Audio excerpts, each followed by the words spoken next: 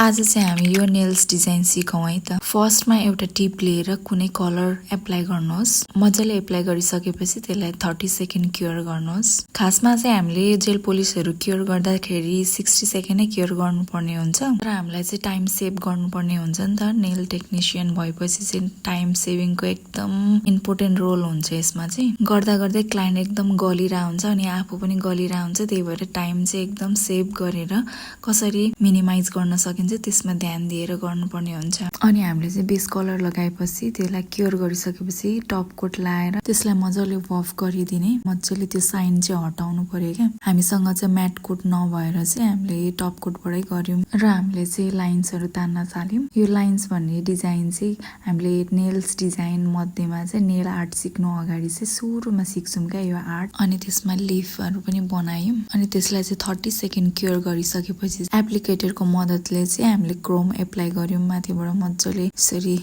रब गर्नुपर्ने हुन्छ। मजाले रब गर्यो भने त्यति नै साइनिङ देख्छ क्या। अनि त्यसपछि हाम्रो डस्टिङ ब्रसले डस्ट आउट गर्ने जुन चाहिँ डिजाइनको तल लागेको हुन्छ नि त्यो डस्ट आउट गरेर झारिदिने। अनि अहिले चाहिँ हामीले एक्रेलिकबाट चाहिँ यस्तो फ्लावर 3D फ्लावर बनाउँदैछौँ। मैले अगाडिको भिडियोमा पनि भनिसकेको थिएँ कति डिपिङ गर्दाखेरि कति बिट आउने भन्ने चाहिँ अगाडि नै जानकारी हुनु पर्यो आफूलाई। प्रायः जस्तो हामी स्मल बिटै लिएर गर्ने गर्छौँ 3D फ्लावरको लागि र यसरी राख्दै जाने र त्यस्तै 45 डिग्रीमा मजाले ब्रसलाई राखेर यसरी बनाउँदै जाने। यदि हामीसँग सोलिड जेल छैन भने हामीले एक्रेलिकबाट पनि 3D फ्लावर बनाउन सकिन्छ यसरी।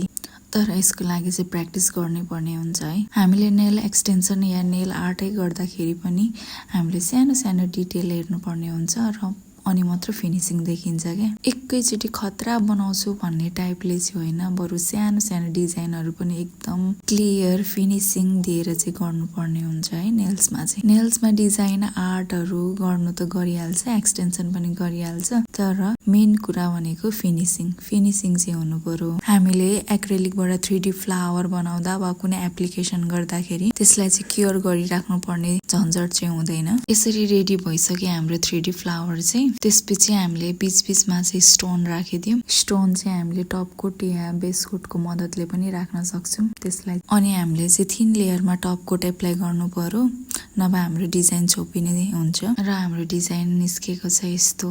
हजुरहरूलाई कस्तो लाग्यो? लाइक, कमेन्ट र फलो गर्न नबिर्सिनु होला।